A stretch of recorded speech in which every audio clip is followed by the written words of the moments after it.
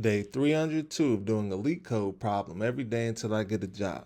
All right, y'all, we're back again another day, another LeetCode problem where we're doing daily LeetCode problems. And today we have question number 81, search and rotated sorted array 2. The difficulty level is medium, but don't worry because we're going to keep the solution as simple and easy to understand as possible. But before we get started, y'all, don't forget to like, comment, and subscribe. And if you need any new Apple AirPods, go in and check out that link in the description so you can get you some. Now let's see what the question says. Question says, there's an integer array num sorted in non-decreasing order, not necessarily with distinct values. Before being passed to your function, nums is rotated at an unknown pivot index k, where 0 is less than or equal to k and k is less than nums.length, such that the resulting array is nums of k plus 1 up to nums of n minus 1, nums 0, nums 1 up to nums of k minus 1.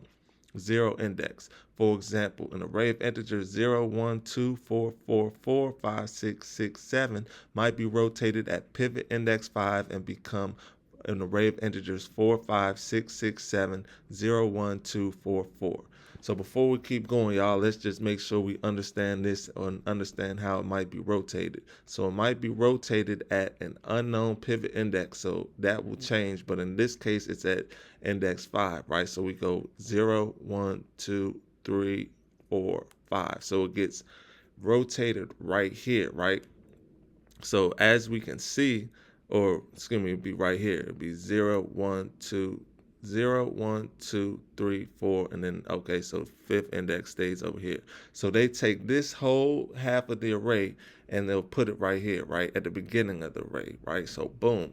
Now, as you can see, it's not in ascending order anymore, right? Or this left half of the array is in ascending order, and this right half of the array is in ascending order. And that's going to be important to remember when we're doing completing our code, writing our code, because we need to know that the whole array is not going to be in ascending order, but wherever it's pivoted at will be in ascending order up to that pivot point, right? So once again, right here at where we pivot, we take this and put it at the front of the array. And as you can see, the front of the array is in ascending order. And then after that pivot point, or excuse me, after the end of the array, where the array starts back over, that's in ascending order as well. But the whole array might not necessarily be in ascending order.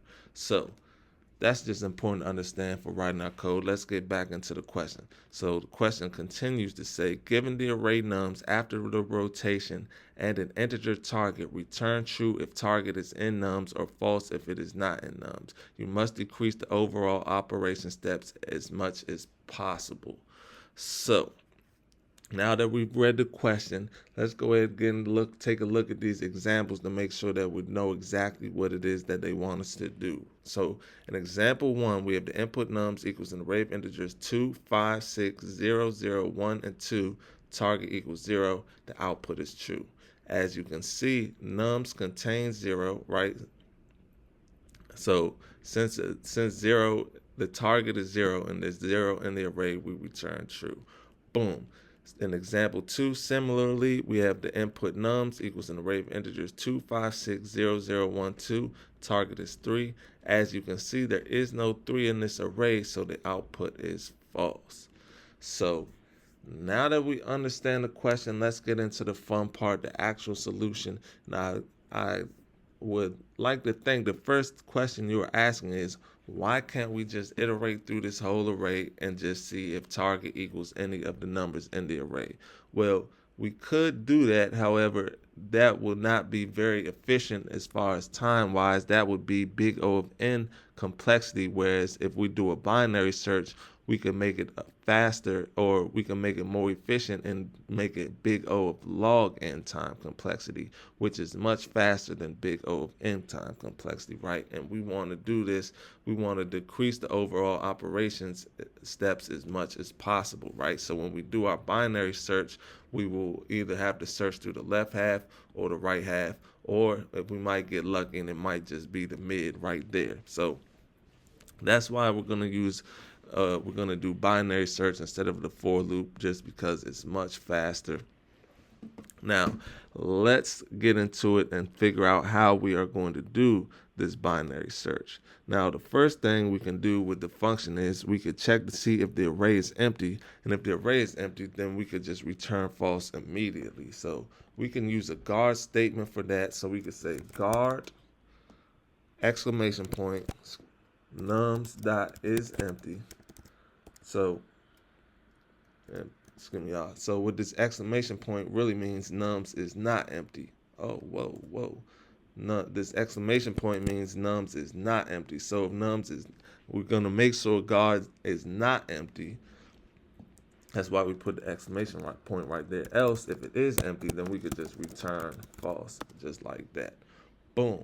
Now we need to create our 2 pointers for the left boundary and the right boundary for our search range. So in order to do that, we can declare a variable called start, set that equal to 0, and we can declare a variable called end, and we can set that equal to nums.count minus 1. Boom. Now it's time to start our while loop. So we can say while end is while start is less than or equal to end, we can open up the brackets. Now, first thing we need to do is we need to find the middle index and avoid any overflow. Now, if we find the mid, say we find a mid like this, right? Let mid equal start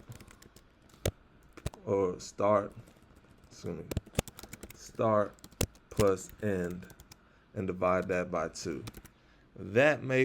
That leaves us open for potential overflow. So to avoid the overflow, we will write it like this: start plus, open up the parentheses, end minus start, and divide that by 2. Now that is going to avoid any overflow.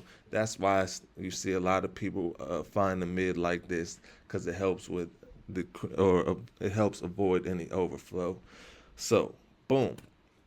Now that we found the mid, we need to see if the middle element is the target, then we can just return true. So in order to do that, we can use the guard statement again. We can say guard nums square bracket mid does not equal exclamation point equal target. Else, if it does equal target, open up the brackets, we could just return true, just like that. Boom. Sorry, this should say guard. No, yeah. Boom. Now we need to handle cases where start, mid, and end are all the same, right? Or duplicates, because as you can see, there are duplicates in this array, so we need to handle that case. So we could, in order to do that, we could just say if nums square bracket start equal sign nums square bracket mid, comma, nums square bracket end square bracket end equal sign nums square bracket mid. Then what we can do, we can just open up the bracket. Oh, whoa. The bracket should be outside of the square bracket. Sorry. Open up the brackets, and we can increment start. We can move start forward, so we can say start plus equals 1. Then we could move end backwards by saying decrement end by saying end minus equals 1. Boom. Now remember, like I said, after it's been rotated, the left half or part of it will be sorted. There will be the left part will be sorted and the right part might be sorted, but the whole thing might not be sorted, right? So we need to handle that. So this is to handle the case where the left half is sorted. So we're going to say else if nums square bracket start is less than or equal to nums square bracket mid, we're going to open up the brackets and we're going to see if the target lies within the sorted left half, then we need to adjust the end. So we could say if nums square bracket start is less than or equal to target, comma, target is less than nums square bracket mid, boom, then we're going to open up the bracket and we can say end equals mid minus 1. So we could we could shorten up our search, right? That means we know we need to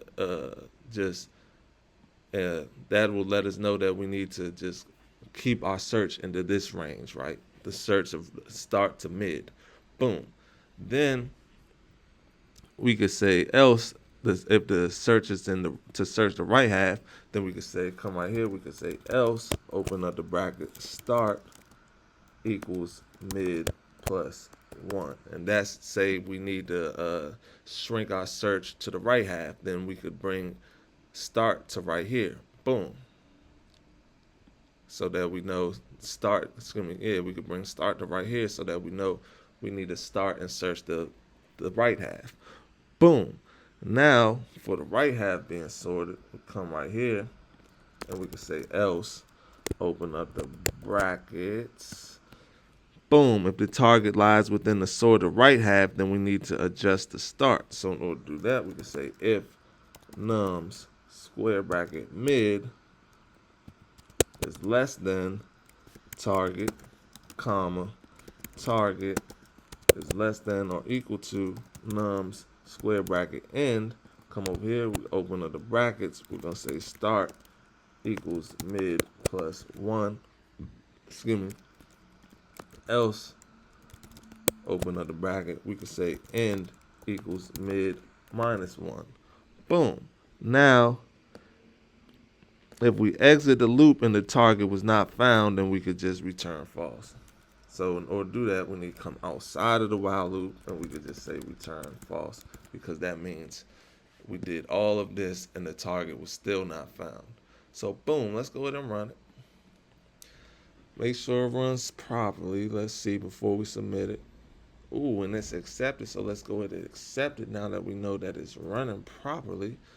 Boom, let's submit it. Let's submit it. Ooh, look at that, y'all. 0 milliseconds beats 100% of users with Swift, y'all. That's what I'm talking about. That's what I'd like to see. Those are some good numbers right there. So before we leave, make sure y'all get one more look at the code. One more look at the code. This is the top half. Read it, learn it, love it. Then go ahead and take a look at the bottom half. Read it, learn it, love it. And with all that being said, y'all, I hope y'all learned something today, and I hope to see y'all here tomorrow for another day, another LeetCode problem. See y'all then.